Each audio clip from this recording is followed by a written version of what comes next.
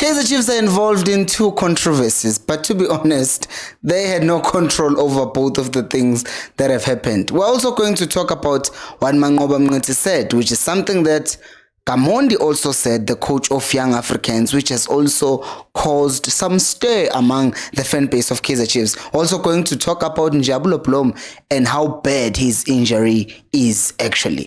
Hello and welcome to Khosi Nation Fan TV. I am Belo, I am your host, and this is where fans meet and talk about Kaizer Chiefs. Khosi Football Club. Okay, so we are going to start by talking about Jao Plum's injury, which when I saw it, I was like, oh dear, we already don't have Castillo. What are we going to do now with Plum being injured as well? Well, as it turns out, it's not that bad because my guy just turns out he had a very serious cramp, which tells me that he's definitely not ready to play consistently as a starter right now. I am hopeful and hoping Guti, obviously the minutes that he caught, he can continue working on that, but it seems like he's still not ready to go the full 90 minutes. Now, let's also talk about the other situation which I think needs to be addressed, and it's the fact that our captain, I'm not talking about Yusuf Mart, I am talking about the one and the only vice captain, if you will, Nasu Miguel. Something that we talked about, the fact that he has what do you want to call it? A problem with racking up cards. Now he's sent off, which means he's not going to be available for the game that we're playing on the 27th. And that means his discipline is a problem because, I mean, you are new to the league. You already got sent off and you were already served a suspension. That is not looking good. However, what I do want to talk about is the fact that one of those games in the 27th or the 30th, depending on which one Chiefs are playing at home, I think it's the one against Richards Bay, if I'm not mistaken. That game is the one where Kaizer Chiefs is actually potentially could be playing without the fans. Well, why?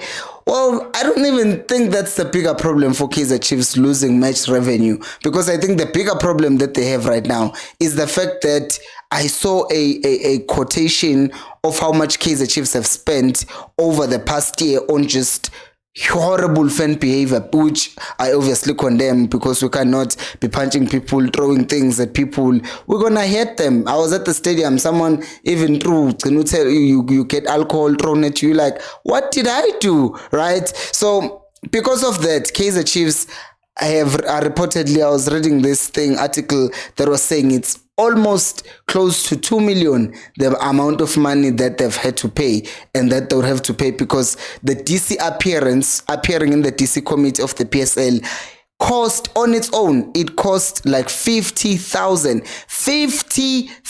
just to appear in front of the DC committee because you are not disciplined, your fans are not disciplined, so you are going to pay 50,000. And you must remember that some of these things were also suspended. Some of the 300,000, they were like 300 is suspended, and then you misbehave in the next 6 months, you are going to have to pay that money.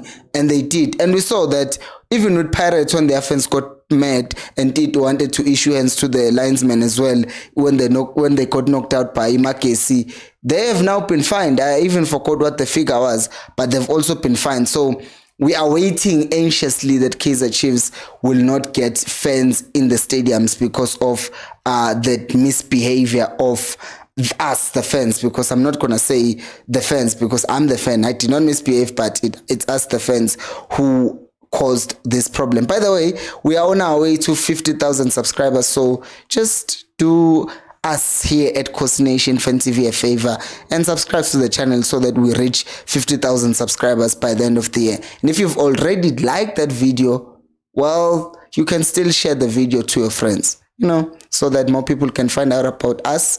Yes. Now, let's also talk about the other controversy that Kaizer Chiefs are involved with, which, as I said, they have nothing to do with it.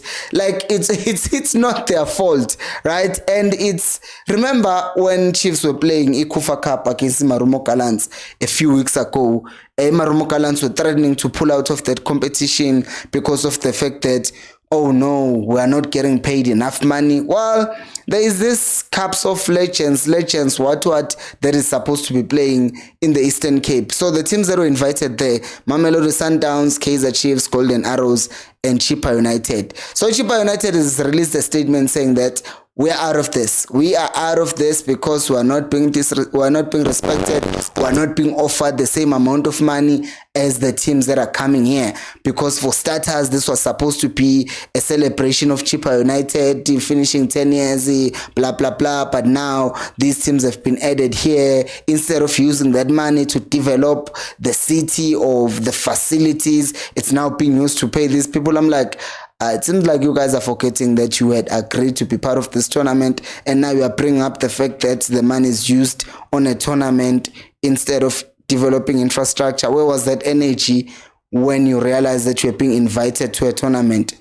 But anyways, the other thing is Chiefs is coming from Gauteng, Sundowns is coming from Gauteng, Arrows is coming from KZN. So what do you mean you want to get paid the same amount as the people who are coming from afar? But Chippa United says they want to be given the same amount of money, participation fee, if I may correct myself, as Kaizer Chiefs, as well as Golden Arrows and Mamelodi Sundowns as well. So once again, controversy, teams just thinking they are the same size as Kaizer Chiefs. These things happen. But let's talk about more serious things, right? Because I saw something on a newspaper, I think it was Sowetan, and it's an article saying that Kaizer Chiefs have not improved under Nasreddin Nabi at all. And this thing is written by Katlego Motiba there by Sowetan, and he says that even if you look at the stats, even if you look at other things that have happened at Kaizer Chiefs, it's still the same old Kaizer Chiefs from last season. The man continues to say the only difference is that the quality of players has gotten better, but performance-wise, Chiefs have not improved. And he continues to say that, oh, that's because players usually play better under a new coach, and that is called a new manager bounce. We all know this. If there's a new coach, teams tend to win. So he's saying that, and I'm like, mate, I watch Chiefs. I literally went to 28 games, if not more, of Kaizer Chiefs last season to watch them. I couldn't watch. Now I watch Kaizer Chiefs. Not because there's only one game that has been an exception this season, and it's this 4-0 loss to Sundowns, and that is why I have not done analysis on that game, and I will not, because can't put myself through that. But last year, it was this. You see the performance we watch against Sundowns. It was that performance every other game. So what do you mean? Just because stats are still the same, that does not mean the performance is still the same. Because if we are just going to look at the final stats, which is how many goals have been scored after 2 games, but we're not even taking into considerations which teams have we played and how are we playing, what are the weaknesses in the team, how many players are new in the team, and all of the things. We're just looking at, oh yeah, results-wise, yeah, sure. And the man does continue to say, I understand that the coach needs time to gel in, but I'm like, you cannot say there's been no difference, because results-wise, it might be the same, but performance-wise, it's definitely not the same. And one of the reasons for this is what Miguel Gamondi said. You remember when Chiefs played against Young Africans and we lost 4-0? You seem to be liking to lose 4-0 this season. He said that you cannot put so much pressure on the young players and expect them to deliver week in, week out. Now, this is not these kids suck and we should find more experienced players. But yes, it is sort of, we should find experienced players. Why am I saying this? Because at the end of the day, it gets to a point where we're like, yeah, Umfundo might be good. Yeah, Shabalala might be good. But we also need the older players to just, be there, perform. Take the load of these kids, because for the most part, we don't even see these older players taking responsibility. And since this is what we have, this is what we have to work with, the young players that we have, but in January, obviously, we add more experience. And when Mangoba Mngeti said the same thing, with the worst thing you can do is just put all the pressure on these kids, I understand him. The same way I understood Miguel Gamondi beginning of the season when he said the same thing. So I hope the Chiefs are watching that. Not that sidliswa ingane, sidliswa bomfundo, no, abasidlisi, but the pressure that is just put on them, it can either make them or break them. I mean, we've seen this pressure at Kaizer Chiefs breaking the so-called experienced players. How much more pressure is it if you're just putting it on those? But as Mangoba Mngeti said, these players are being played because they're actually good.